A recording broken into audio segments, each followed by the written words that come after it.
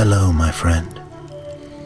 Today I will tell you another long-forgotten legend. Close your eyes and let the magic transport you to Middle-earth. Our journey begins.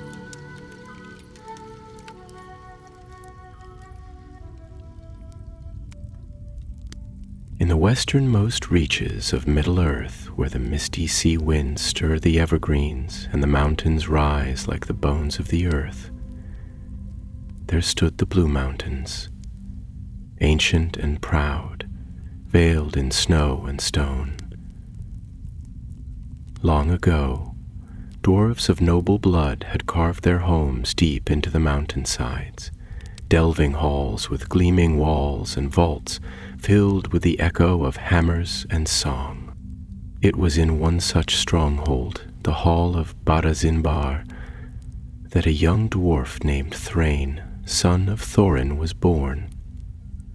Not the famed Thrain, son of Thror.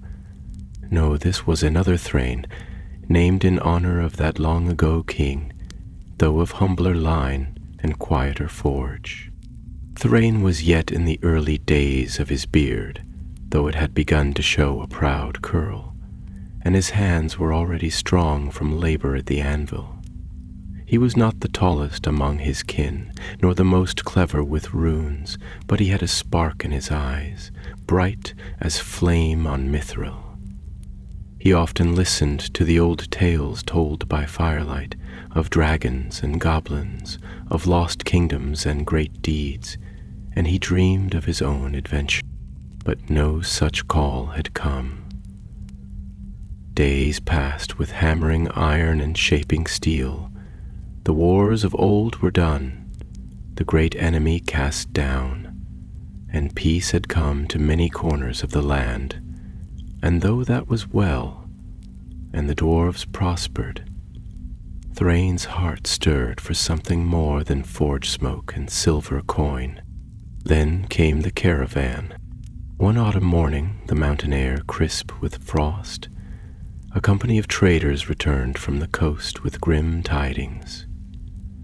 Their wagons, laden with goods and treasures, bound for Barazinbar, had been ambushed near the twilight forest, a shadowed stretch of pine wood clinging to the lower hills. The guards had fought bravely, but something had crept from the trees, something dark and vast, with too many legs and eyes that gleamed like polished jet. A few had caught a glimpse before fleeing, a giant spider, black as pitch and swift beyond reason. Of all the stolen goods, one loss cut deep. Among the treasure had been a mithril token, a small brooch shaped like a mountain crowned with stars. It was no weapon nor gem, but a relic of the old kings, passed down through Thrain's clan for generations. To lose it was to lose honor, and for a dwarf that was near to death. The elders were troubled. A council was called, and grim was their speech. None wished to enter the twilight forest again, not with a beast of shadow lurking there. They spoke of hiring mercenaries from Bree, or sending word to the rangers. But as they debated and doubted, young Thrain stood. "I will go," he said, voice steady as the hammer on the anvil. At first the others laughed. What could a young smith do against such a horror? But Thrain's eyes did not waver. "This token is ours. If we will not defend it, we do not deserve it. Let me go, let me try." His uncle, Dwalin the Elder, regarded him for a long while. Dwalin had fought goblins in the days of Azog, and bore a silver helm dented from old wars. At last he nodded. "You may go, lad, but you'll not go unarmed." So they brought him to the armory, where blades from 100 battles lay wrapped in cloth and oil. Yet Thrain chose no great axe, nor jewel-encrusted sword. Instead, he took a short-handled war axe, simple and well-balanced, forged by his own hand. With that, a pack of hard bread, a water skin, and a lantern of blue flame, Thrain set off down the mountain path, alone save for the wind and his shadow. Behind him the high halls of Barrezan-Bar gleamed in the morning sun. Ahead, the trees darkened and the air grew cold. The road wound through gullies and gullies, into hollows where no sun touched. Pines leaned overhead, whispering secrets in the wind. Though the trail was old and half forgotten, Thrain followed the marks carved into stone by his kindred long ago. Runes of direction, warnings of trolls, notes on safe water and hidden paths. By the second day, he came upon the wreck of the caravan. The wagons lay shattered like bones beneath the trees. Wheels were splintered, goods scattered and trampled. No bodies remained, only torn cloth, broken shields, and the smell of rot and old fear. And the webs, silken strands thick as rope and pale as frost, clung to the branches above. Some hung low like curtains, swaying in the breeze. Others had wrapped around trees like bandages, choking the bark. One great web, broad as a smith's tent, shimmered in the hollow like a snare set by some monstrous hand. Thrain crouched low, every hair on his neck standing. A noise came, a rustle, light but purposeful. Then silence. He tightened his grip on the axe. He knew little of spiders, but enough to know this one was no mere beast. It was cunning, it hunted in silence, and it had marked this place as its lair. And somewhere within that lair, the brooch of his kin might still remain. So the young dwarf rose and stepped forward into the webbed shadows, his heart hammering like a drum, and the first true test of his courage began. Beneath the darkening boughs of the twilight forest, Thrain pressed forward with cautious steps, the butt of his axe tapping the ground with each pace, his sharp eyes sweeping from shadow to shadow, never lingering too long in one place. The forest had grown thick and heavy with silence, a silence not of peace, but of menace, as if all things that once chirped or rustled had long since fled or fallen still under the shadow of the web simmer that now claimed dominion here. The path, such as it was, twisted and dwindled until it vanished entirely beneath the creeping roots and needled floor. Above, the trees loomed tall and black, their trunks gnarled like the limbs of ancient wights, and their branches tangled with rope-thick webs that glistened dully in the gray light filtering through the canopy. A smell of damp earth and old death lingered in the air, and now and again Thrain caught the faintest hiss, like breath drawn through unseen fangs. But the young dwarf did not falter. Though his heart beat swift in his chest, and though he felt the weight of unseen eyes upon him, he pressed deeper still, following the trail of wreckage and ruin. He passed broken barrels, torn packs, and once a torn banner fluttering weakly from a snapped spear. Once the proud standard of the traders, now a mere rag, clutched in the spider's haunt. Thrain remembered the songs his people sang, not only of great kings and noble deeds, but of the creeping things that lingered in the dark corners of the world, spawn of Ungoliant, the devourer of light, whose brood still skulked in hidden lairs, far from from the bright lands. In the east, there was Shelob of Cirith Ungol, whose name mothers used to frighten their children. Yet here in the west, in the shelter of the Blue Mountains, they had thought such shadows banished. But shadows are cunning, and evil endures, even when unspoken. The forest deepened and the light dimmed until all that remained was a pallid glow from Thrain's lantern, the blue flame casting ghostly hues across the trees. At last he came upon a clearing, round and low, sunken like a great bowl amidst the hills. The trees arched over it in a cruel embrace, and at the center rose a mound of stone, half swallowed by root and moss. It was there that he saw the nest. High in the branches, suspended by cables of web thicker than a dwarf's arm, hung a vast cocoon, shaped like a swollen fruit of nightmarish design. Around it were smaller bundles, some man-sized, others no bigger than a child.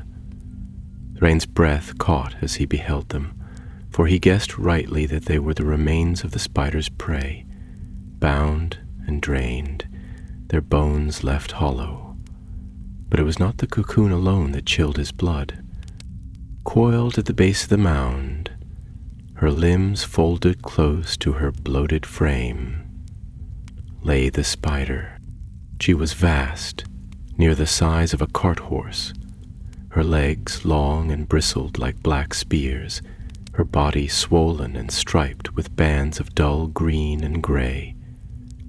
Her eyes, 8 in number, gleamed like wet stones, and her fangs clicked softly as she waited in patient hunger.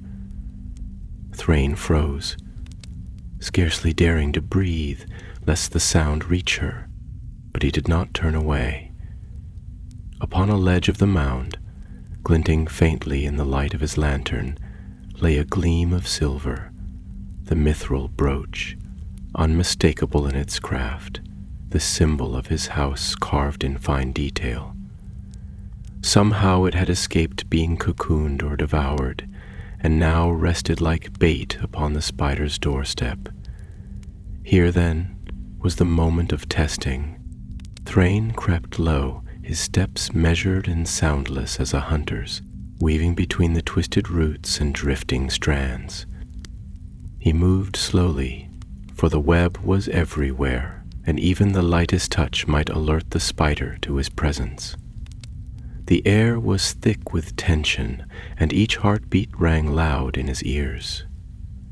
Closer he came until he could see the markings on the brooch, the tiny stars, the ridged peak, the polished mithril surface, unmarred by time or shadow.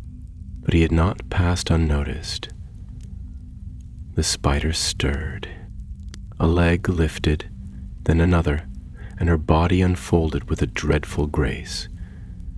She turned slowly, methodically, her fangs twitching, tasting the air. Thrain froze where he stood, scarcely 5 paces from the relic. Her eyes moved in their sockets, scanning the gloom, and though he crouched behind a fallen log, he could feel her gaze brushing past him like cold wind. Then she moved, not toward him, but toward the brooch. A sudden thought struck him. The creature had not missed it. She had laid it there. It was bait. Whether she understood its value or had simply noted its gleam, it mattered little. The brooch had been placed to draw back the living. A trap, patient and cruel. Thrain's hand gripped his axe more tightly, sweat slicking the haft. He had no bow, no traps of his own, only his courage and the strength of his arm. There would be no stealthy escape, no silent theft. If he was to reclaim the heirloom of his fathers, he would have to fight. And so, with a cry that rang out like iron striking stone, he leapt from his cover, axe raised, and charged the spider. The beast shrieked. a high, keening sound that split the air, and reared back as the dwarf rushed in. Her legs came down like scythes, tearing up the earth, and her fangs flashed as she lunged. But Thrain was quick and filled with the fire of his people, and he struck first, his axe biting deep into one of her limbs. Black ichor sprayed, and the spider screamed, recoiling. But the fight was far from over. She came at him with fury, snapping and stabbing, and Thrain dodged left, then right, rolling beneath her belly and hacking again, this time at the softer flesh behind her leg. The battle had begun in full, and deep within the cursed forest the sounds of struggle echoed. A young dwarf against a creature older than memory. For honor, for courage, and for kin, he fought on, alone and unafraid. Steel clashed with chitin as Thrain danced beneath the spider's shadow, his axe a blur in the dim lantern light. Each stroke driven by the deep well of will that lies in the hearts of the dwarves of the mountain. The beast was swift, despite her bulk, and with every blow that met her limbs or her belly, she answered in kind with snapping jaws and limbs that struck like spears. Her cries were shrill, like knives dragged across slate, and they rang through the forest, waking dark things that stirred and rustled in the branches far above. Twice, he was nearly caught. Once, a limb slammed down upon the place where he had stood only heartbeats before, cracking stone and sending chips flying. Another time, her fangs drove at him like twin blades, and he parried one with the haft of his axe, while the other sliced the shoulder of his jerkin, tearing through the mail beneath and drawing a line of fire across his flesh. But Thrain did not falter, nor did he cry out, though blood soaked his tunic and pain blossomed like flame beneath his skin. He fought not only with his hands, but with all the stubborn fury of his kindred. Though young, he had been forged in the deep halls of stone, his arms hardened by the hammer, his mind tempered by tales of Durin's folk. There was no retreat in him, only forward, always forward, toward the beast that had dared defile the honor of his house. The spider hissed and reared again, ichor dripping from the ragged wounds in her limbs, and Thrain seized the moment. With a roar that echoed through the trees, he charged beneath her, rolling through the tangled roots and webs, and came up behind her flank where her armor was thin and soft. He struck with all his might, driving the axe deep, and again, and once more, until the blade clanged against bone and stuck fast. The spider shrieked, convulsing, and her massive frame toppled, legs splaying in a broken arc. For a moment, all was still, save for the ragged rhythm of Thrain's breath and the slow drip of dark blood upon the forest floor. Then the body shuddered once and lay still. He stood in silence, chest heaving, and slowly withdrew the axe, now slick and notched. The forest was quiet again, but not with the hush of peace. Rather, it was the silence of things holding breath, the stillness that follows a storm when even the leaves do not dare to stir. Thrain turned and beheld the ledge once more. The mithril brooch yet glimmered where it had fallen, untouched by the chaos of the battle, as though waiting patiently for its master. He limped to it, wincing with each step, and knelt. His fingers trembled as he reached for it, not from fear, but from the weight of the moment. And as he lifted it, a strange warmth passed through him, as if the honor of his line, wounded and threatened, had returned in full. He held it to his breast and breathed deep. Though he had come for this alone, he knew now that he had gained something far greater. He had proven himself. No longer was he merely the smith's apprentice who listened to old tales. He had lived one, but there was no time yet to rest. A sound broke the silence, soft but unmistakable. The clicking of many legs, the rustle of silk, the whisper of creatures waking in the dark. Thrain looked up, and high in the trees eyes gleamed. Dozens, perhaps hundreds, the brood had returned. The spider he had slain was not alone. She had been the matron, yes, the largest and eldest, but her spawn had remained hidden, deep within the treetops or buried in the earth, waiting until the lair was disturbed.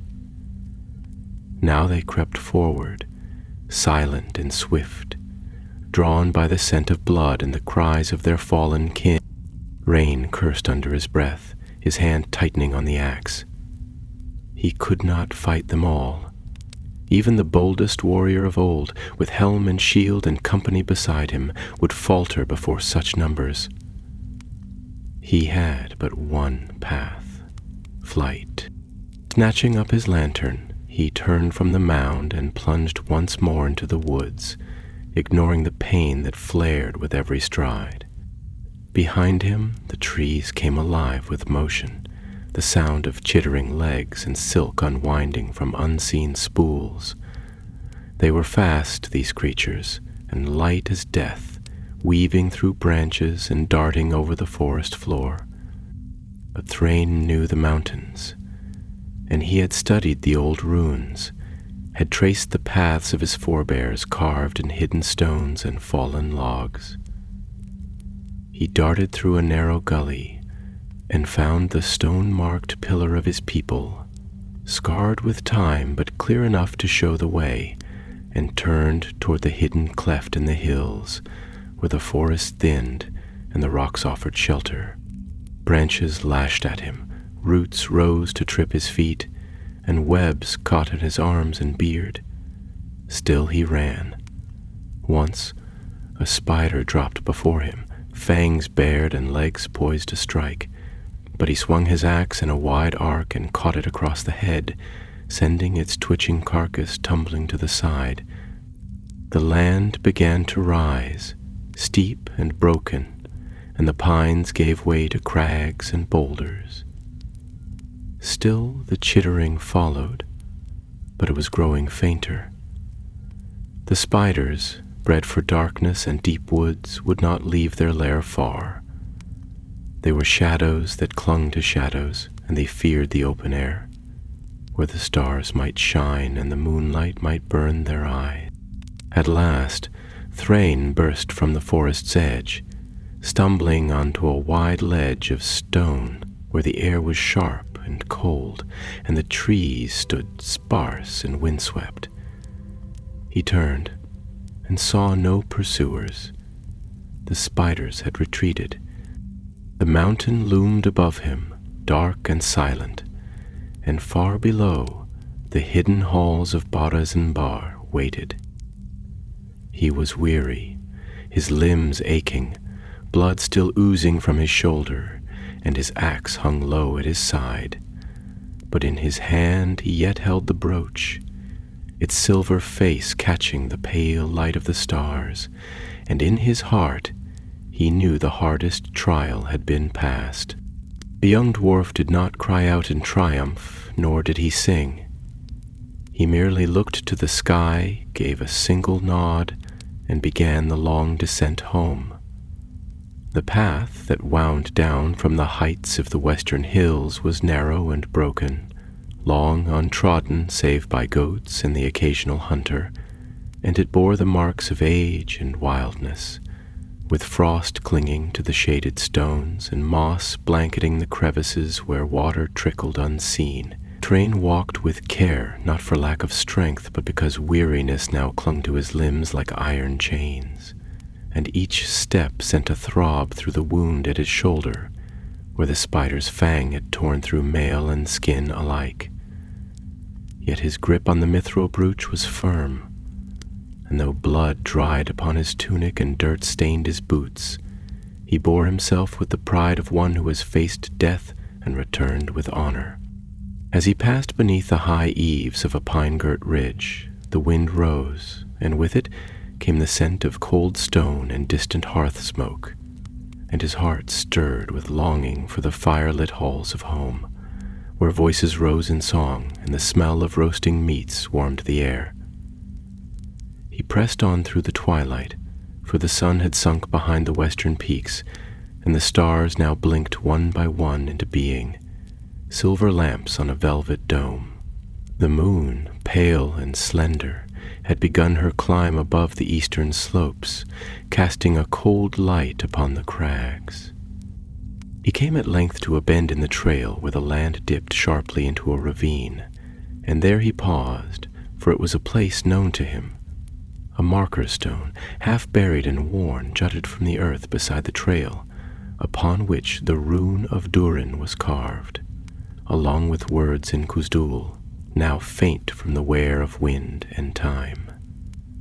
Here the way divided, one path leading down toward the main road, and the other curving eastward through the hollow of stone and root known as the Silent Vale. Thrain chose the lesser way, for it was swifter, and he had no wish to be seen by wandering beasts or wild men that sometimes roamed the southern woods. The Silent Vale was a somber place, where no bird sang and no wolf howled, but the stones bore the signs of dwarven work, and even in neglect the old road still remembered the feet that had once shaped it. He entered the vale as the last light of day died behind him, and the air grew colder still. The trees here were tall and ancient, their trunks wide and smooth, and their roots broke through the ground like the ribs of the earth. Moss draped their limbs in tattered shrouds, and the silence was deep, as if the very land had fallen into slumber. Once, as he passed between two leaning stones carved with forgotten runes, he thought he heard a whisper, no more than the sigh of wind, but it came and went swiftly, and he did not tarry. Onward he went, and at last the trees gave way to bare slopes of heather and stone, and before him rose the dark flank of the Blue Mountains, lit faintly by moonlight. There, half hidden by the fold of the land, the great gates of Barrizenbar stood closed, though the watchfire above them burned still, a crimson glow that flickered like a beacon in the night. As Thrain approached, he raised his voice and cried out in the tongue of his people, his words carrying across the vale like the ringing of a distant bell. Moments passed, and then the watchman's call echoed down from the wall, followed by the grinding of stone as the doors opened upon their hidden hinges, revealing the torch-lit hall beyond. Thrain entered in silence, and those who stood at the gate stepped back with wide eyes, for he bore the signs of battle and a grimness in his gaze that was not there when he had departed. One of them, a stout dwarf with a braided beard and a burnished helm, stepped forward, and when he saw what Thrain held in his hand, his mouth opened in astonishment. "The brooch of Asdon," he said, and his voice trembled. "You have returned with it?" Thrain nodded and said no more, for his strength was nearly spent, and only the knowledge of home kept his feet moving forward. They did not question him, but called for aid, and soon strong arms guided him through the familiar halls, past the great pillars carved with tales of old, past the forges, where the red light of flame danced upon anvils and iron, and into the house of healing, where the master of herbs and salves dwelt in a chamber fragrant with smoke and steam. There he was laid upon a bed of stone, and his wounds were cleaned and bound with cloth soaked in mountain blossom and bitter root. And though he winced at the sting, he did not cry out.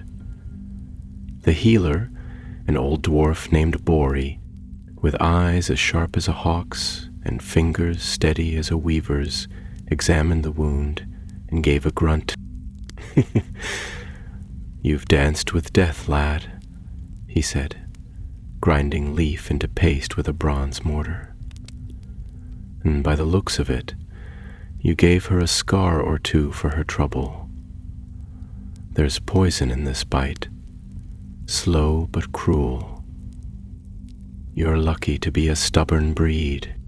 Thrain gave a faint smile and rested his head upon the stone pillow, and the world faded from his sight.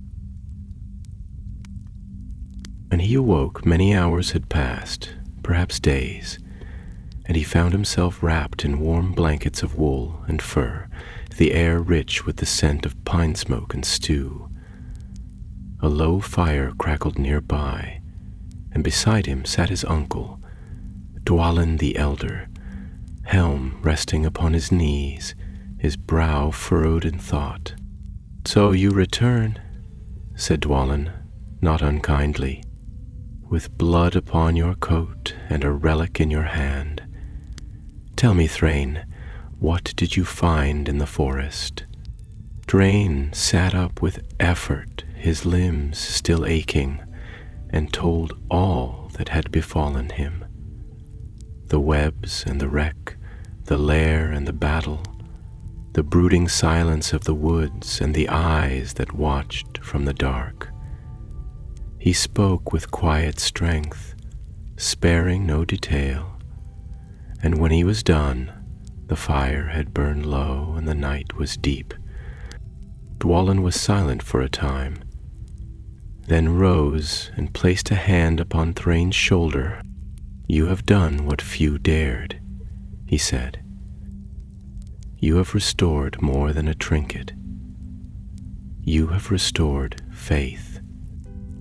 The halls will sing of this, not because the brooch was saved, but because you stood against fear and did not falter. The old fire lives on, it seems, in younger hearts."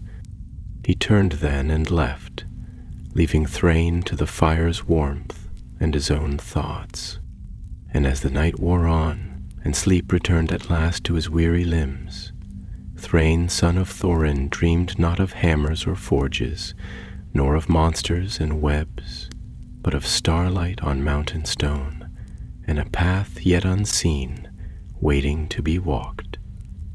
In the days that followed Thrain's return, the halls of Barazinbar stirred with voices both hushed and loud, for the tale of the young dwarf's venture into the haunted woods spread like fire on dry pine. At first it was spoken with doubt, as the whispers of those who marvel yet question, for such deeds were rare in times of peace, and many could not believe that one so young, and until then unproven, might stand alone against the spawn of Ungoliant. But when the elders gathered in the great hall and the brooch was set before them, gleaming with the clear light of mithril and marked with the seal of Asdun's line, they knew truth had walked among them. The relic was more than gold or craft. It had belonged to Asdan, son of Durik, who had fallen in the battle of Azanul-Bisar, and it had been carried through long years and dark roads until it was enshrined in Barazinbar as a token of their forefathers' endurance. For many, it was a symbol of what had been preserved, not merely in stone and iron, but in spirit. To lose it to the shadows of the wild was to lose a thread of their own story, and now that thread had been seized back, bloodied and bold by hands still calloused from the forge. Thrain was not called to speak before the full council, for the lords of his people were not given to ceremonies of haste, but Dwalin, whose word carried weight beyond his years, spoke on his nephew's behalf. And he did not embellish the tale, nor cast it in grander light than it bore, for he knew that truth, when brave and raw, had its own glory. The days passed slowly for Thrain, and though he recovered in strength, he did not return at once to the clang of the forge, nor to the long halls where iron was drawn and bronze was cast.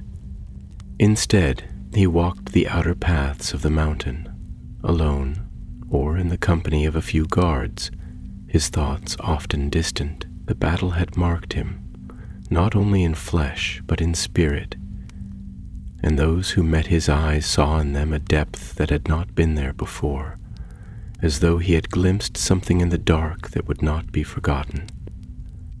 And in truth, he had, for while the spider had fallen beneath his axe and the forest had been left behind, the memory of that place lingered.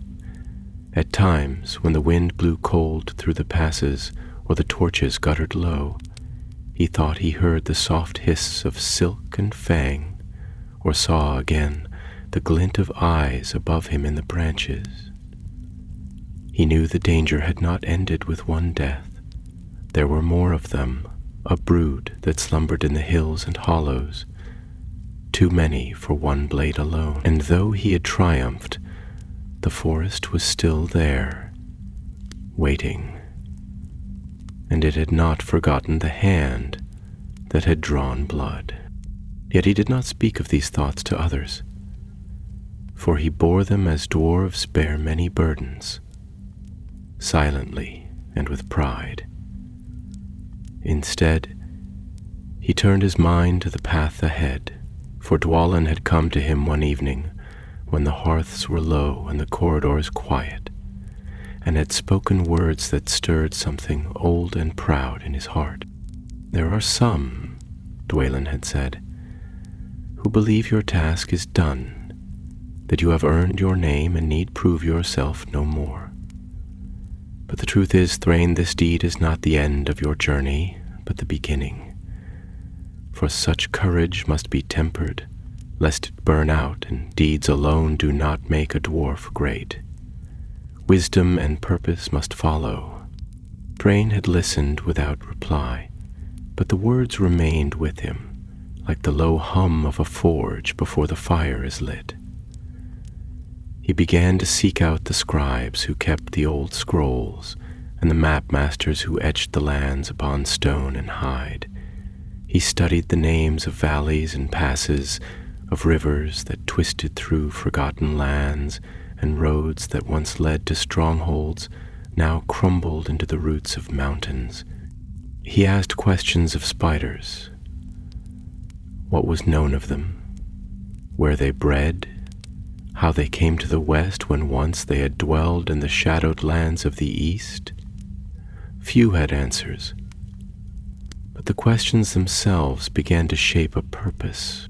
It was during this time that the king under the mountain, Thrain III, who ruled in Erebor far to the east, sent messengers to the western strongholds with tidings and requests.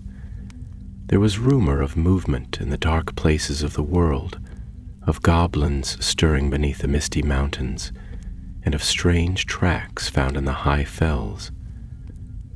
Though no war yet loomed, a shadow lengthened, and the lords of the Blue Mountains were asked to remain watchful and swift in report. Among the messengers came a dwarf named Fundil, a quiet, sharp-eyed wanderer whose boots bore the dust of many lands. He took interest in Thrain, not in the way of flatterers or tale hunters, but as one who measures steel by weight and worth. The two spoke at length in the evenings, and Fundil listened closely when Thrain spoke of the spider and the forest. Then, one night, as they stood upon a high balcony overlooking the star-lit valley, Fundil laid before him a map, faded and stained, but clear in its lines. "There are places," he said, "where the old evil still lingers, caverns beneath the hills where no torch has burned, and paths through the deep woods where no dwarf has dared tread, since the days of Morgoth. I have walked some of them. You have a fire in you, Thrain, and fire must be used, else it dies." Thrain studied the map long into the night, and by dawn a decision had taken root in him, quiet and firm. He would not remain in Barazenbar, not yet. The spider's brood remained, and worse things stirred in the corners of the world. If he had strength and skill to match them, it was not for pride, but for purpose. And so a second journey began to form. Not in haste, not in glory, but in resolve. The brooch was restored, but the world beyond still bore scars, and one young dwarf, who had once been a smith alone, now bore within him the will to seek them out. It was upon the eve of winter's turning, when the long nights began to shorten by a breath, and the deep snows had not yet fallen upon the high passes, that Thrain, son of Thorin, departed once more from the halls of Barazinbar, though this time not as an untried youth driven by restlessness, but as one who bore a quiet purpose, shaped and tempered by trial. No company marched beside him, no banners were raised, and no songs were sung in farewell. For though his name was now known and spoken with respect in every forge and feast hall, he sought not renown, but clarity, and he departed in silence under a sky pale with frost, with only a single companion at his side. That companion was Fundil, the Farwalker, a dwarf of lean frame and sharp wit, whose beard was streaked with silver, and whose eyes seemed always to be watching a road others could not see.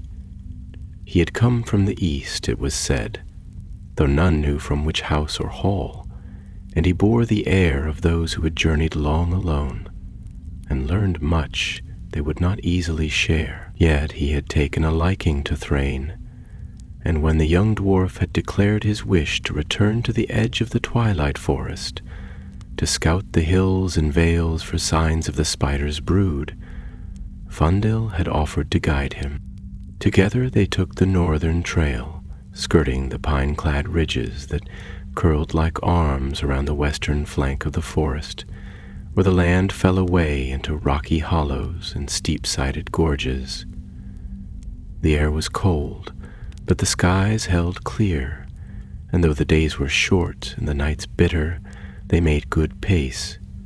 By day they followed the ancient stone markers, some fallen and moss-eaten, others standing proud with dwarvish runes still visible beneath the frost. By night they camped beneath overhangs or in sheltered dells, kindling small fires with pine cones and dried birch bark, speaking little, but always with a keen ear turned to the silence around them.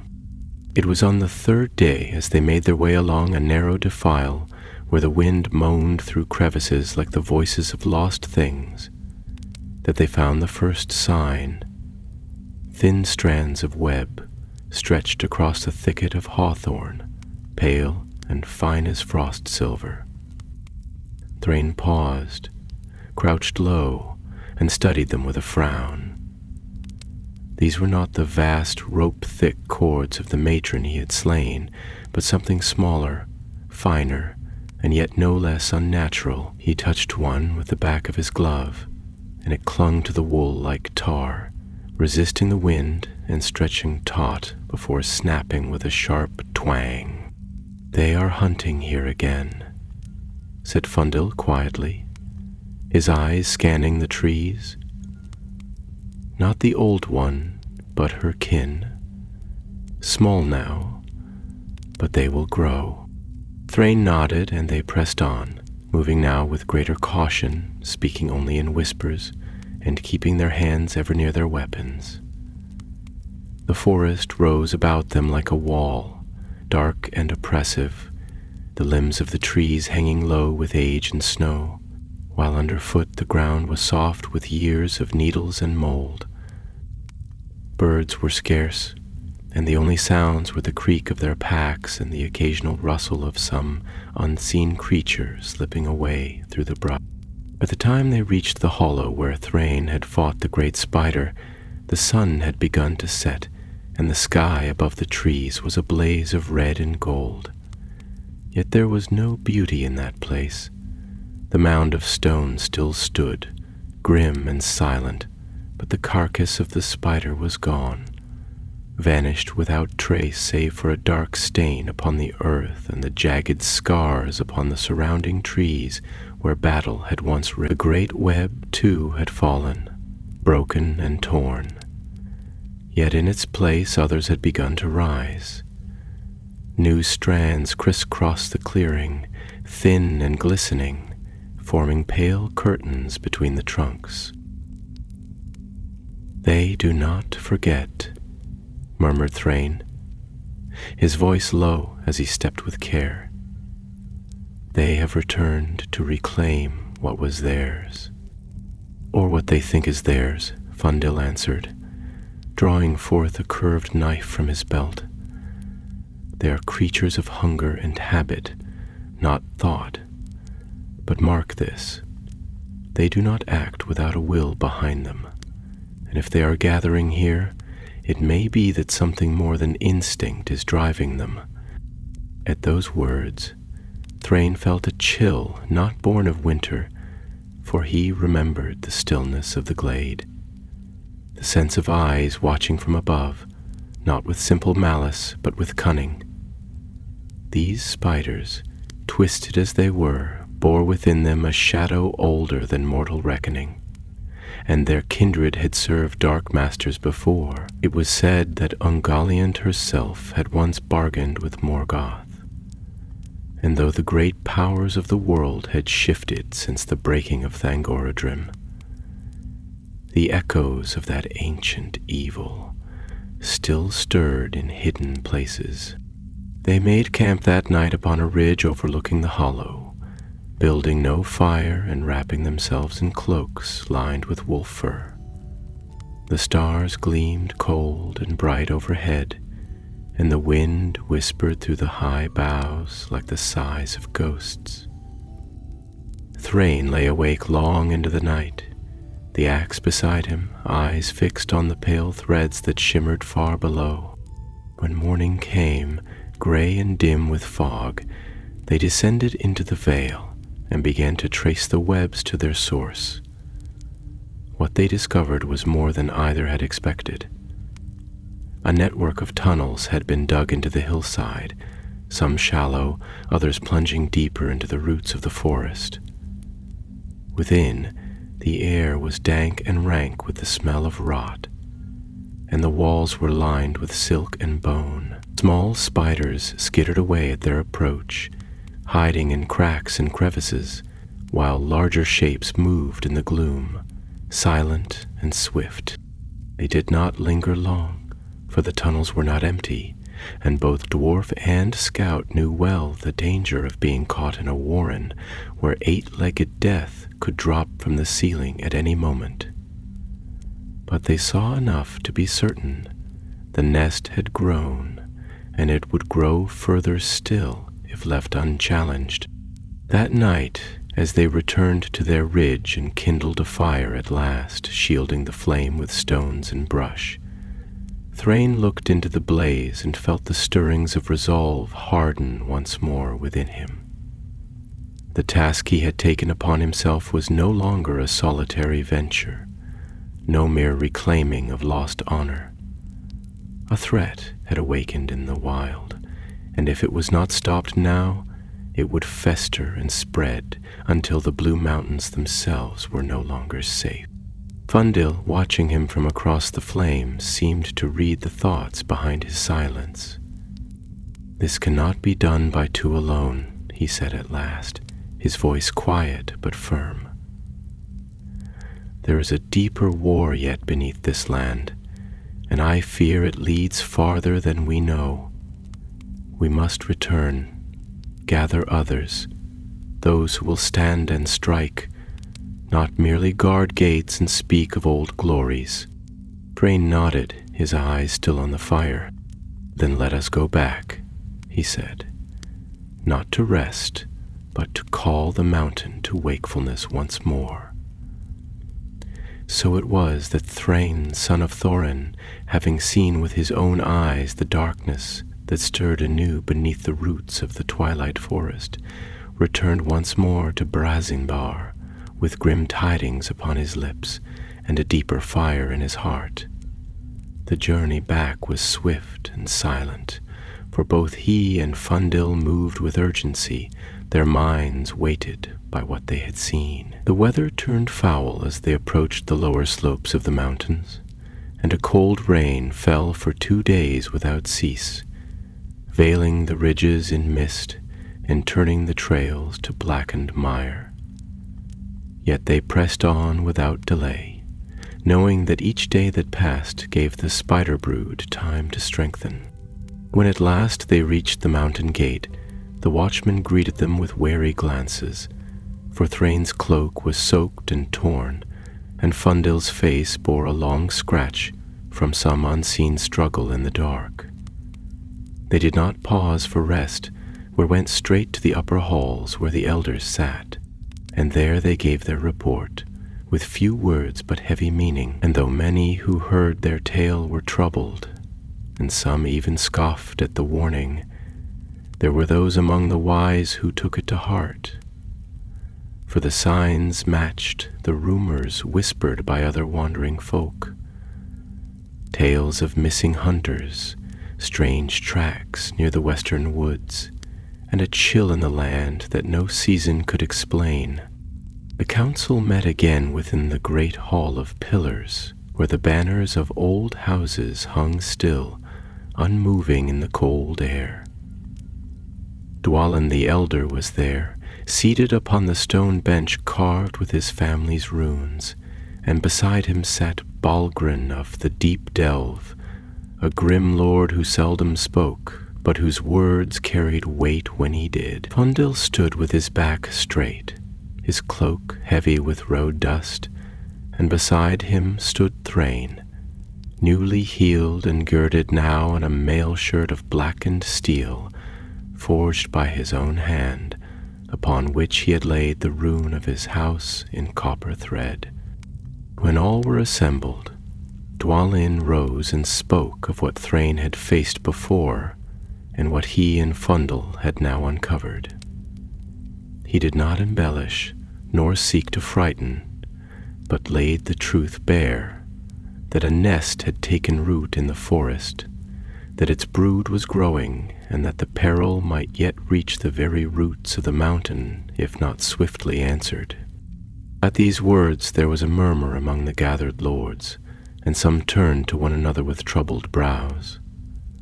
Balgrin rose then, his voice deep as the rumble of falling stone, and said, "We have long known that shadows linger in the corners of the world, even after the fall of the Dark Tower. It is the way of evil to scatter and seed itself in secret, waiting for watchfulness to falter. If this be truth, then it must be met with hammer and fire, not hesitation."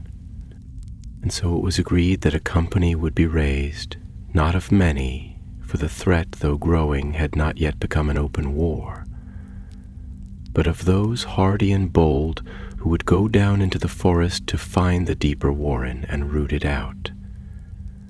Volunteers came forward in the days that followed, not only from the warriors of the king's hall, but from the forges and mines, from among the younger sons, and the wanderers returned from distant roads, for the tale of Thrain's battle had taken hold in the hearts of the mountain folk, and many now wished to stand beside him, to share in whatever fate awaited in the shadowed wood. Among them was Harrick of the Ember Forge, a broad-shouldered dwarf with a braided beard the color of burnt copper, known for his skill with fire blades and his loud, hearty laughter, which even now had dimmed to a quiet resolve. Another was Corey Stonearm, a silent smith whose strength was famed throughout the lower delves, and who bore a great two-handed axe that had once belonged to his father, slain in the wars beneath Gundamad. The third was Yima, daughter of Skori, one of the few Dwarf who took up arms openly, clad in scale armor of her own making, and swift of foot as any hunter. In all, 12 dwarves joined the company, and though small in number, each was chosen not for rank or name, but for courage and the fire that burned in their eyes. They met in secret beneath the Hall of Gilded Runes, where the old war banners hung in twilight and the weapons of past kings rested upon stone altars. There the final preparations were made. Maps were consulted, arms were tested, and solemn oaths were sworn over cups of heated mead that they would not turn back while strength remained in hand or foot.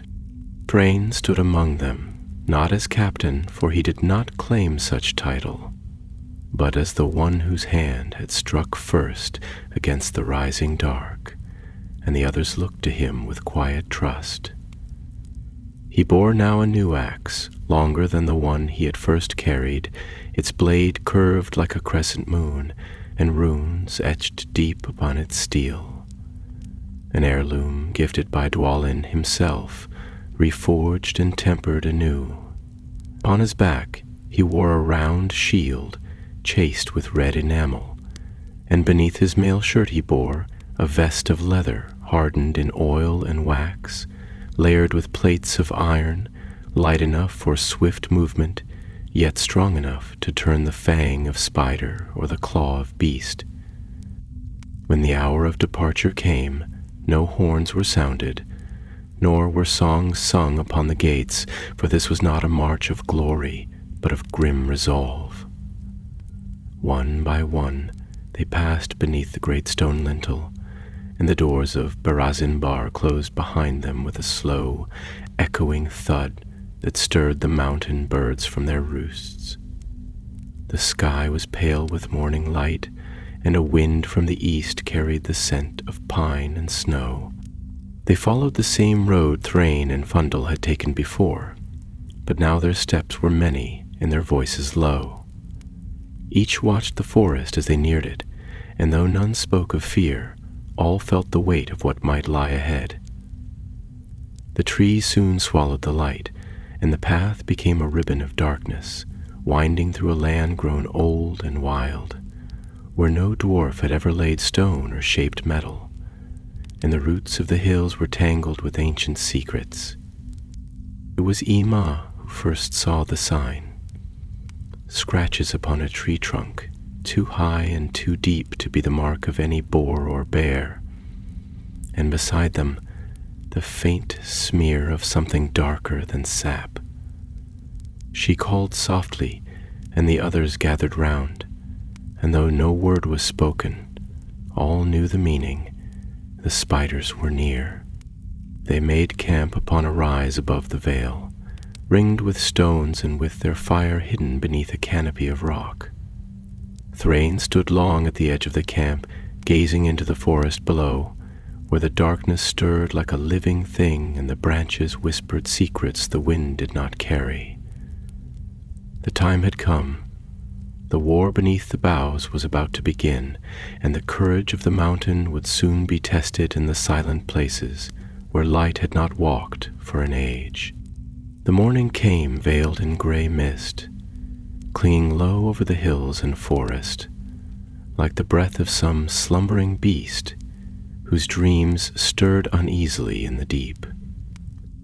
The dwarves rose early, breaking their fast with hard bread and dried meat, speaking little as they packed their gear and readied their arms, for each felt in their heart that the day ahead would not pass lightly. There was a stillness in the air that set the teeth on edge and pricked the skin with foreboding, and even the birds held their song, as though unwilling to give voice in the presence of what crept unseen beneath the boughs. Fundil led them down from the ridge by a narrow goat trail, flanked on one side by jagged stone and on the other by a drop into thick woods that whispered with every gust of wind. He moved with a quiet confidence, as one who knew the lay of the land not by charts and memory alone, but by long days of walking its paths and listening to its moods. Thrain followed close behind, shield slung across his back, axe in hand, his eyes scanning every shadow and branch for a flicker of movement, a glint of black, a shimmer of silk where it should not be. Behind them came Harik, Kori, Ima, and the others, grim-faced and resolute, their boots silent upon the mossy ground. They reached the edge of the old hollow by midday, where the first nest had once sprawled, but now it bore little trace of the ruin Thrain had left behind. The spider's carcass was gone, as before, but the webs had multiplied and thickened, strung from tree to tree like ghostly drapery, and the very air hummed faintly with tension, as if each strand sang a note too low to be heard. The dwarves fanned out in a wide semicircle, each stepping with care, blades drawn, eyes alert. The undergrowth here was sparse, choked by webs and shadow, and no beast had passed this way in many months. Suddenly, Yima held up a hand, her body still as stone, her gaze fixed on a low rise ahead. The others followed her line of sight, and there, half hidden behind the gnarled trunk of a fallen pine, they beheld the glint of eyes. Many, black, unblinking. A spider crouched in the gloom, no larger than a sheep, but still monstrous to mortal eyes, its legs twitching with anticipation. It had not yet attacked, nor cried out, but watched them with a vile patience, waiting, perhaps, for a lone footstep too far from the others. Barkey took a step forward, raising his fire blade, and the thing hissed, withdrawing into the trees. Yet even as it fled, others stirred. The dwarves began to hear the soft sound of legs against bark, the faint rustle of movement in the leaves above, and the first low clicks echoing through the trees. Not from one throat alone, but many. They had been seen. The nest was aware. Thrain turned to Fundil. "We cannot fight them in open ground," he said. "We must find the warren. Cut out the root, and the branches will wither." Fundil nodded, gesturing toward a shadowed cleft in the hillside to the south. "There is a gulch, choked with boulders and fallen trees. I found it once and turned back, but now it may be the very hole we seek." So they moved swiftly, yet not in haste, for haste in such a place could mean death. They took the southern path, skirting the old battlefield, slipping through thickets and narrow paths, until the trees thinned and the land fell sharply downward into a ravine where no light touched the ground. There, beneath a jagged ridge of black stone, they found the mouth of the warren, low and wide, gaping like the maw of some ancient beast, and thick with webbing that clung to the rock in heavy fold. It was a place of dread. Even the boldest of the company hesitated, for a foul smell issued forth from the darkness, like the stench of damp death and old rot, and the very earth seemed to breathe cold upon them. Thrain stepped forward, lifting his lantern high, and the light flickered against the webs, casting long shadows into the black beyond. "We go in," he said, his voice low. "Together. No one strays. Strike hard, strike fast, and speak only if you must." One by one they passed into the warren, their boots crunching over bones and brittle silk, their torches sending tremors of light flickering across the arched roof of stone. The tunnels were narrow at first, carved more by time and water than by claw or fang, but soon they opened into larger chambers, where the walls wept with damp and the floor was coated in layers of silk and husks. The air was thick and heavy, and it was hard to breathe without tasting the taint of the spider's presence. They found signs of feeding, cocoons torn open, bones scattered, the remnants of deer, wolves, and things less easily named. And then they came upon a chamber where the ceiling rose high above, vanishing into shadow, and from it hung a web like a tapestry, vast and veined with strands thicker than rope. Within it stirred shapes, some still, others moving slowly as if not yet dead. Yama cried out, for one of the shapes turned, and a pale face looked down, eyes open but lifeless, mouth agape. It had been a man once, a traveler perhaps, caught and hung like meat in the larder. The sight hardened their hearts, and without a word Thrain took his axe and began to hack at the web, cutting down the bodies one by one while the others stood guard. But the silence was not to last. From deeper in the tunnels, beyond the edge of their light, came a sound like a cry choked in a throat, rising into a shriek that rang off the walls. Then came the rustle of many legs, swift and eager, and a great shape surged into the chamber. It was larger than the one Thrain had slain before, taller by half, its limbs covered in barbed spines, and its carapace scarred with ancient wounds. Upon its back it bore a thickened shell crusted with clots of old web and bits of bone. Its eyes shone like coals in the dark, and its fangs dripped with venom. This was no young spawn, but a queen, perhaps the brood mother of the nest, or one who had fed long on death and grown mighty in the black belly of the earth. The dwarves raised their weapons, forming a circle around Thrain, whose lantern cast its last flicker before the oil ran dry. Darkness swallowed them whole, save for the faint glow of Fundel's torch, and in that flickering light, the battle began. The spider lunged, faster than any beast of its size should move, and Corey met it with a cry, his great axe swinging.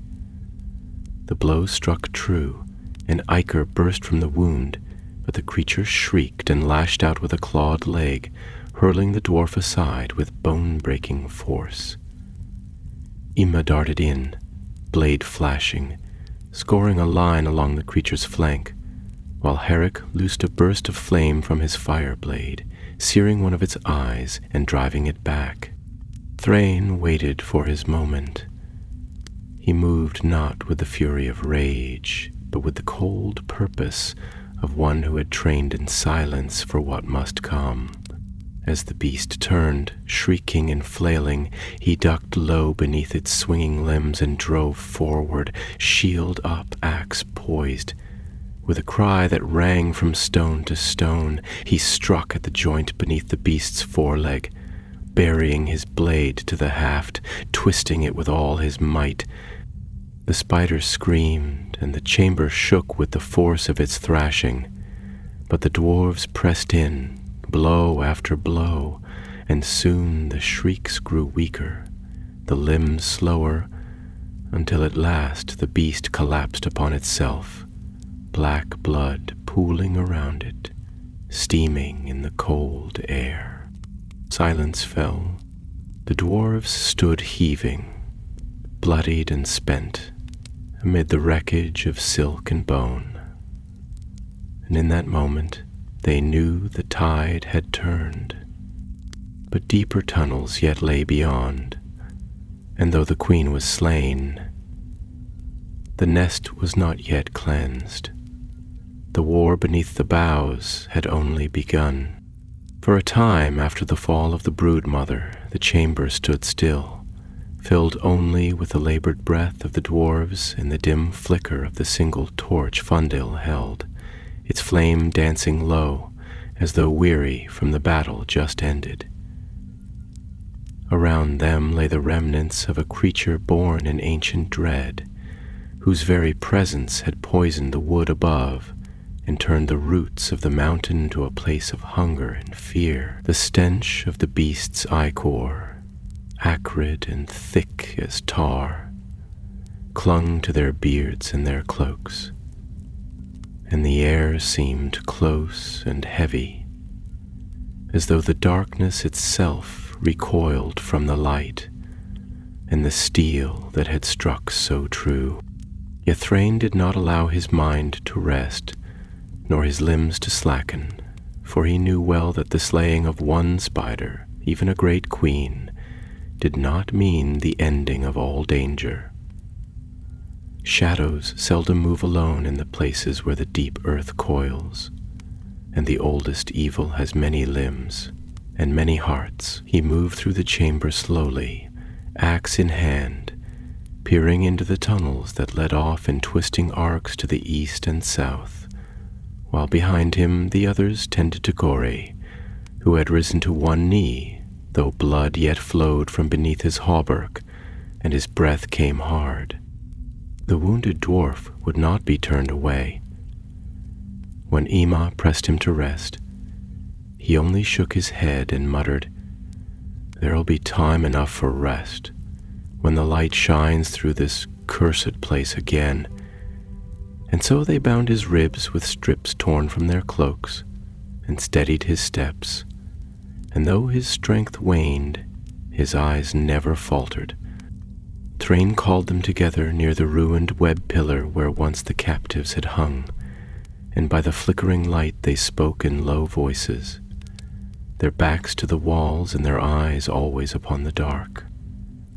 Fundil unrolled a scrap of hide, marked with a rough map, drawn from his earlier forays into the forest, and pointed to a place he had marked with no name, only a rune of warning. "There is a deeper nest," he said, his voice low, beneath the southern passage. I did not go far. Its scent turned me back, but I marked its location with cuts in the stone. It lies beyond the water run, past a cave where the roots of the mountain have cracked the very ceiling. Thrain nodded and looked to the others, who gave their assent without speech. It was a grim company now, worn and marked by battle, but they had come for a purpose, and none would turn aside while breath remained in their bodies. They doused all but one torch and moved onward once more, their boots silent upon the damp floor, their weapons drawn and their hearts fixed upon the task ahead. The tunnels narrowed again as they passed into the southern ways, and the air grew colder, not with the chill of frost, but with a wet, clinging damp that rose from unseen waters. The walls here glistened with condensation, and strange fungi glowed faintly in shades of green and violet, casting eerie shadows that twisted with every step. Now and again they saw signs that the nest had extended this far, shreds of web, half-formed cocoons, or the husks of smaller spiders crushed underfoot. But the silence deepened, and with it a weight of unease that none could shake. It was near the bend of a deep shaft, where water trickled down from above and vanished into a narrow rift in the floor, that they found the first true sign of what lay below. There, etched into the wall by a steady hand, were the runes Fundil had spoken of. 2 lines crossed thrice, the mark of peril and watchfulness, and beside them, half covered by lichen and soot, was another mark, older and deeper, carved in a different hand, a sigil of warning in the secret tongue of the dwarves, speaking of darkness that does not die and hunger that dreams in silence. A hush fell upon the company then, and not even Harik dared to speak. The air was thick with foreboding, and each dwarf felt the press of the mountain around him.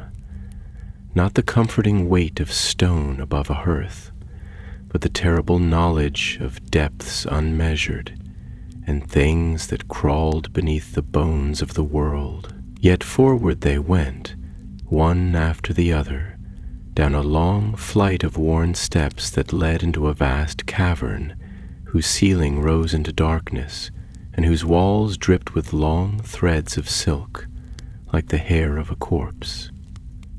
In the center of this place, at the heart of the hollow, there stood a mound, not of earth or stone, but of bodies, twisted and bound, old and new, some still bearing the rusted shapes of armor or the pale gleam of bone. The mound pulsed slightly, as though some great thing moved beneath it, breathing in its slumber. The dwarfs drew back, and even Fundil cursed under his breath. "This is no mere nest," he whispered. "It is a hive, a spawning ground. The queen we slew was only the first." Then, from the far end of the chamber, something began to stir. A sound rose, like the breaking of dry twigs beneath heavy feet, and a clicking that echoed from wall to wall. From the black mouth of a lower tunnel emerged a creature of nightmare, taller than any yet seen, its legs longer than spears, its body a grotesque mass of chitin and fat, its fangs gleaming like curved scimitars. Its eyes were many, and in them burned a dull red fire as if it had fed upon blood for centuries without end. It did not shriek nor charge, but moved slowly, deliberately, knowing it had the strength to crush and the time to choose. Behind it came others, smaller but swift, crawling along the walls and ceiling, spreading like a tide. Thrain did not hesitate. He stepped forward, planting his shield in the earth and raising his axe, and called aloud the names of the fathers of his house, Thorin, Thrain, Thror, Durin of old. And his voice rang out across the dark chamber like a bell forged of steel and fire. The dwarfs moved to stand with him, forming a half-circle before the mound, shields locked, weapons raised. And there, in the heart of the earth, far from sun or star, the battle began again, not of pride or vengeance, but of survival, and of defiance in the face of the crawling dark that sought to smother the light of free folk forever. They fought like the legends of old, with no thought of glory, only of duty and the flame that would not be extinguished. And above them, the mountain watched in silence, as it had watched 1,000 such struggles before. The clash that followed beneath the roots of the world was fierce and without respite, and those who survived it would speak of it only in hushed tones by the fire. For it was not a battle of banners and horns, but of shadow and fury, fought in the choking dark where no sun shone, and where light itself seemed a trespass. The dwarves, 13 in number when they entered that pit, now stood ringed about the mound of death in silk, the sickly carcass of the broodmother at their backs, and before them the host of the nest poured forth, a crawling, hissing legion of black limbs and gleaming eyes, their bodies thick with poison, their fangs glistening with hunger. The great beast that led them did not charge, as mindless things might have, but crept forward with an intelligence that chilled the heart, for there was cruelty in its gaze, a patient, knowing malice, as if it understood that time was its ally and fear its greatest weapon. Its limbs moved with terrible precision, each step steady and silent, its body low and taut as a spider poised to strike. It had known the coming of intruders and had prepared. The broodmother slain by Thrain had been but a guardian, a sentinel of the upper tunnels. This was the true matron of the hive, a thing of ancient descent, whose line reached back into the depths of the elder days, when Ungoliant herself had spawned horrors that crept across the world in the dark between the stars. But the dwarves did not falter. Though the air grew heavy and the flickering torchlight seemed to wane with each heartbeat, they held their line, shoulder to shoulder, shields interlocked, axes and blades raised in grim silence. Drain stood at the center, his shield planted before him, his axe in both hands, and though sweat ran beneath his helm, and pain throbbed in the old wound upon his shoulder, his voice did not shake when he cried out in Khuzdul, calling upon the oath of steel and the shield of stone. And then the horde fell upon them. It began with the smaller spawn, who swarmed from the walls and crevices in scores, climbing over stone and silk alike, seeking to overwhelm by sheer number. Their fangs clattered against the dwarven shields, and their legs skittered across armor with maddening speed. But the dwarves met them with fire and steel. Arwig's fireblade sent jets of flame washing across the floor, burning webs and carapace alike, while Ema, swift and sure, danced between the line and the flanks, her twin knives flashing in the gloom. The clang of steel echoed through the cavern, mingled with the high-pitched shrieks of dying beasts and the harsh shouts of warriors holding their ground. Cori, despite his wounds, fought with the slow, crushing rhythm of a forge hammer, each blow sending spider limbs flying and ichor spattering the stone. Fundal moved behind the line, striking down those that slipped through or leapt from above, his blade finding joints in soft places with unerring precision. But the numbers were great, and though they fell in heaps, more came behind, unending as the tide. Then the matron moved. She came, not with speed but with power, her bulk crashing forward through the corpses of her young, limbs sweeping wide to crush and dismember. She struck at the shield wall with a force that sent 3 dwarves reeling, and before any could recover, her fangs drove into the flank, catching one of the company, Barsi, son of Drom, whose shield had dropped low. With a cry he fell, his body writhing as the venom took hold, and though Imma tried to drag him back, his limbs stiffened and his eyes rolled back, and soon he was still. Drain turned upon the matron then, bellowing a challenge, and his axe met one of her limbs with a clang that rang like a bell in the deep. She shrieked, backing away, and her eyes, those terrible, burning eyes, fixed on him with new hatred. He stepped forward, not waiting for her to strike again, and the dwarves rallied around him, forming a wedge to drive into the heart of the hive. Through webs and corpses they pressed, each step paid in blood, until they reached the central mound, and there the matron reared up, her legs unfurling like great bows, her body pulsing with rage. She descended upon them, and the melee that followed was like none they had known, a blur of limbs and steel, of flame and shrieks, of dwarven voices raised in fury in the stench of burning flesh. The matron struck down 2 more before she faltered, Grimly of the western shaft, and Olan, last son of Baldric, and their deaths were bitter, yet not in vain. It was Thrain who dealt the final blow.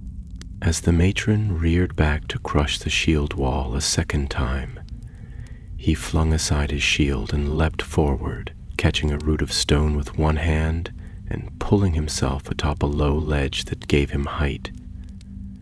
From there he sprang, axe raised high, and brought it down with all the strength of his kindred.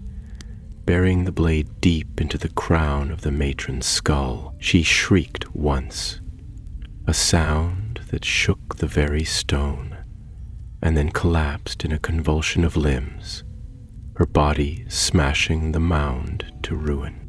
Silence fell. For a long moment, none moved.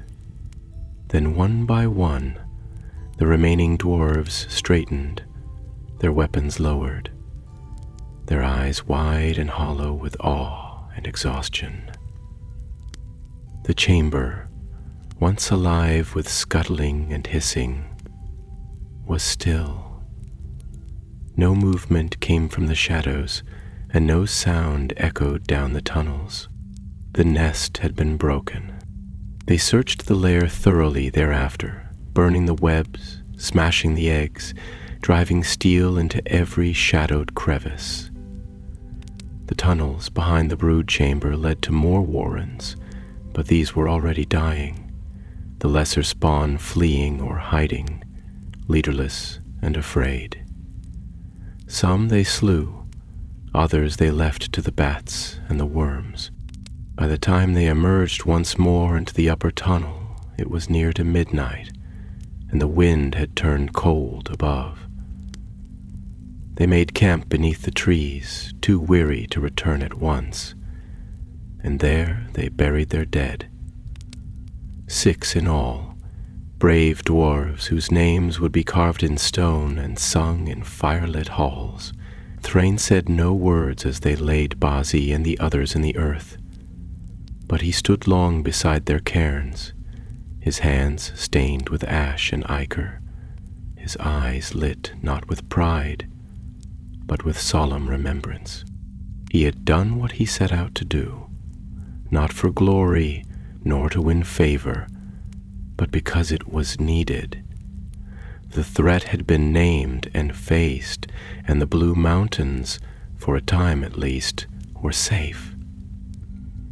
Yet deep within him, he knew this was not the end, for the darkness did not die in one nest, nor was evil so easily undone.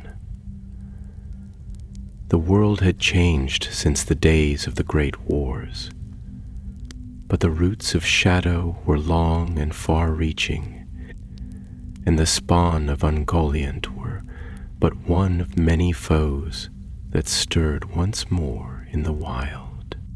Still, in that hour, beneath the trees and the stars, as the first light of dawn touched the tips of the mountains, Thrain felt a measure of peace. He had passed through fire and fear, had stood beneath the weight of the earth and survived, and the name of his house was no longer a tale of forge and memory alone, but of deed and valor made new.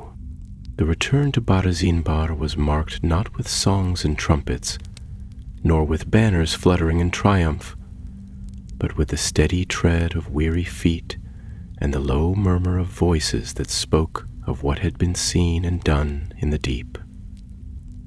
The wind was rising from the north when they came down out of the forest, carrying with it the chill breath of the higher passes and a scent of snow not far behind.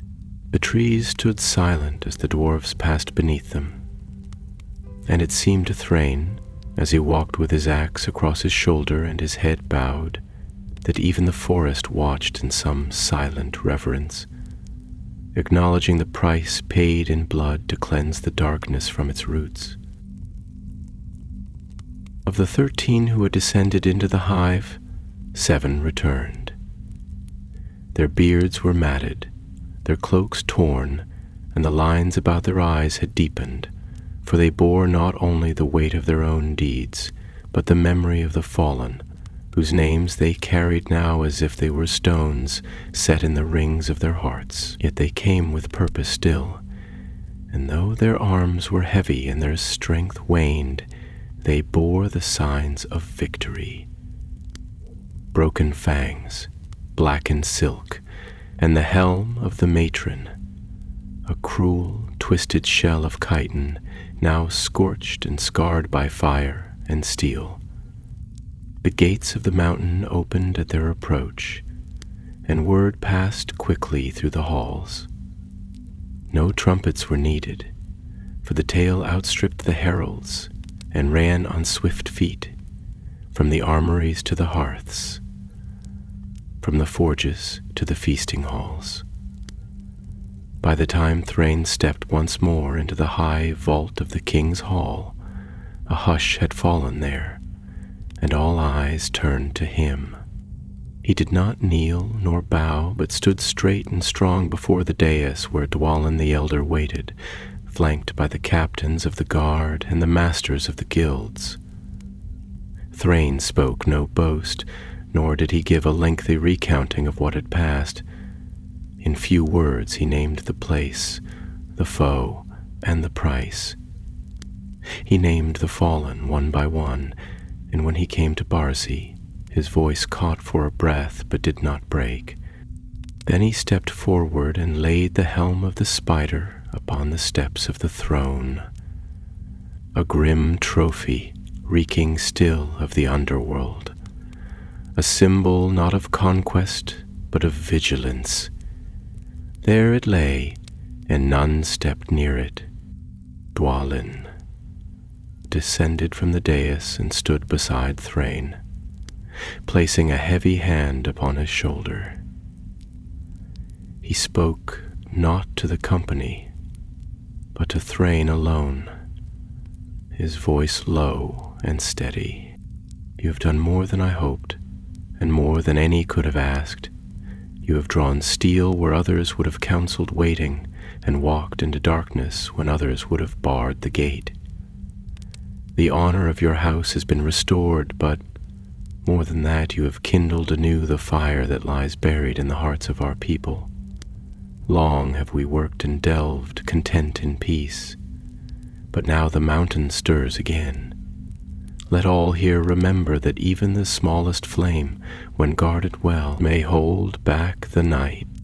So it was that Thrain, son of Thorin, stood not as a prince, nor as a lord, but as a dwarf of the people, a warrior whose deeds had spoken more loudly than any claim to name or line, and though he sought no reward and asked for no gift, the smiths of the Emberforge came to him in secret days later, bearing a new piece of mail wrought in his honor. Blackened steel overlaid with silver in the pattern of roots and flame, and upon the breastplate a spider pierced by a dwarven axe, the mark of the lair he had broken. Yet Thrain wore it seldom, for his mind was not turned to adornment, but to thought and to silence. Often he walked alone upon the outer walls, gazing westward toward the sea or eastward to the misty mountains far away, where the clouds rose in towers, and the peaks shone pale in the morning light. He spoke with Fundiel, who now lingered in Barazingbar longer than he had in any hall before, and together they studied the old maps, tracing the veins of the mountains, the lost roads of the dwarves, and the paths that vanished beneath the roots of forest and hill, for there were still questions that haunted the edge of thought, like shadows slipping behind trees. Whence had the spiders come? Had they crept alone from the east, remnants of Shelob's vile kin? Or had some deeper darkness stirred them, called them forth, and whispered to them in the language of hunger and hate? The hive they had found was vast, and older than they had first believed. It bore marks not only of web and claw, but of ancient delving, of chambers and passages that once might have belonged to the dwarves themselves. There were places in the world still unaccounted for, vaults and ruins long forgotten even by the lore-keepers, and though the kingdom under the mountain watched the east, and the elves kept their vigil in the forests of Linden and Lorien, there were gaps between their watchfires, spaces into which old evils might yet creep unseen. Thus it was that Thrain resolved he would not remain forever in the comfort of stone and forge.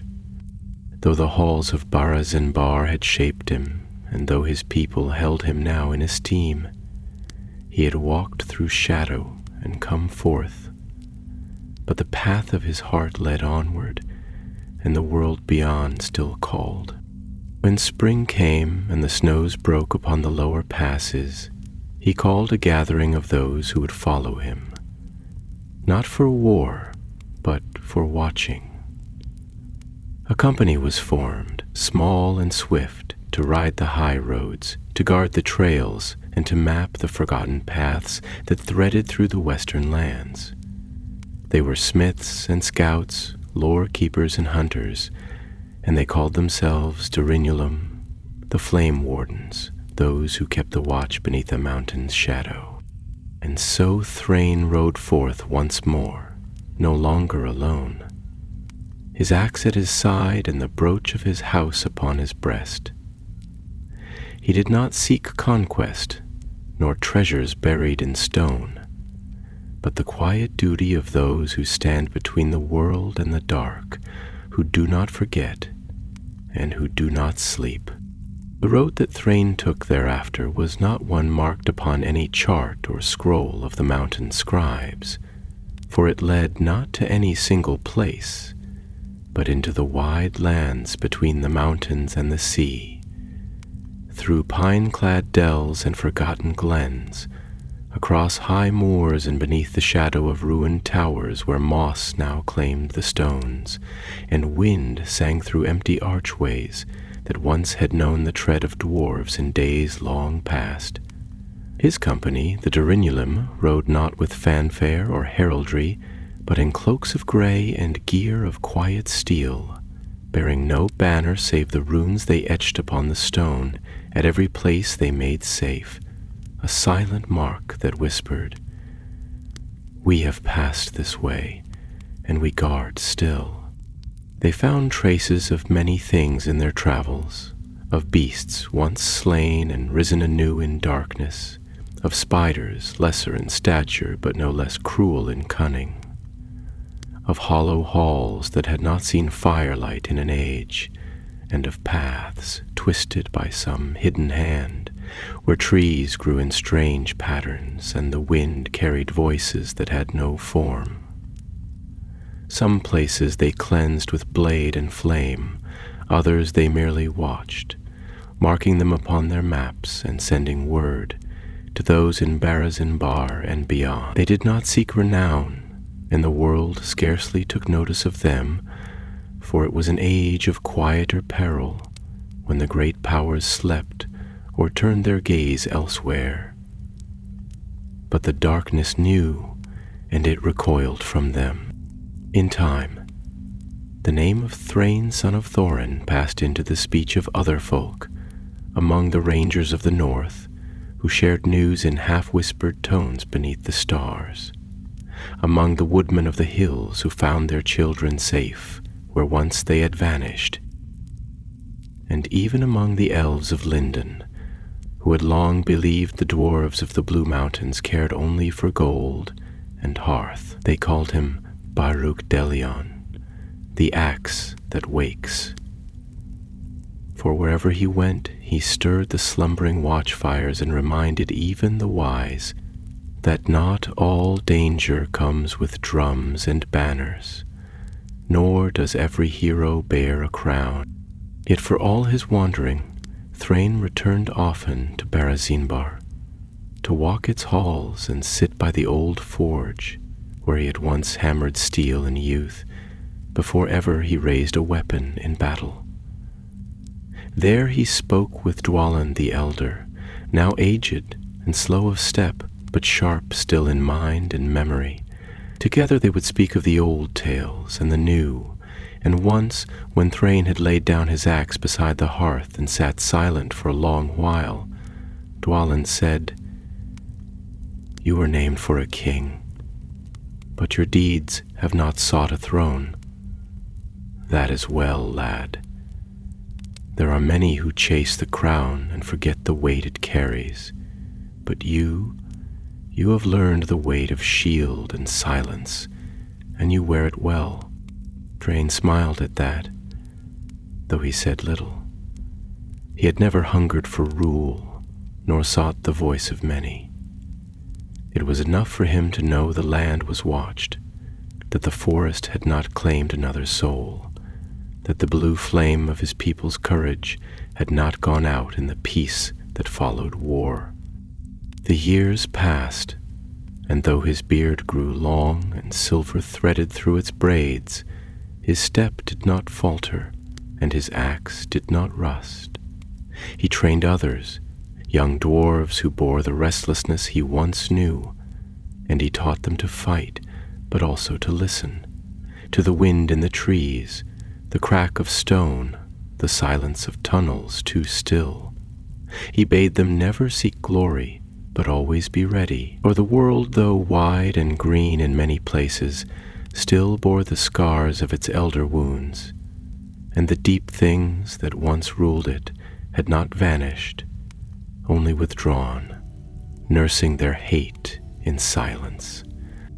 In the twilight of his days, it was said, that Thrain climbed once more to the highest peak of the Blue Mountains, to a place called the Watcher's Crown, where the sky opened wide and the sea could be glimpsed far to the west, a silver line upon the edge of the world. There he stood alone, leaning upon his axe, his cloak billowing in the wind, and he gazed out across the wide lands, not with sorrow nor weariness, but with a quiet pride. For he had walked where few dared, had stood where fear dwelt, and had not been found wanting. When he passed at last, it was in sleep, in his own hall, deep beneath the roots of the mountain, with the brooch of his house resting upon his breast, and his axe laid beside him. They carved his tomb in silence, and upon the stone above they wrote no title, nor gave him the name of king or captain, but only this: "Here lies Thrain, son of Thorin, keeper of the watch, hammer of the deep, who walked into the dark and brought back the fire." And the dwarves remembered. So ends the tale of the young dwarf and the giant spider and the Blue Mountains.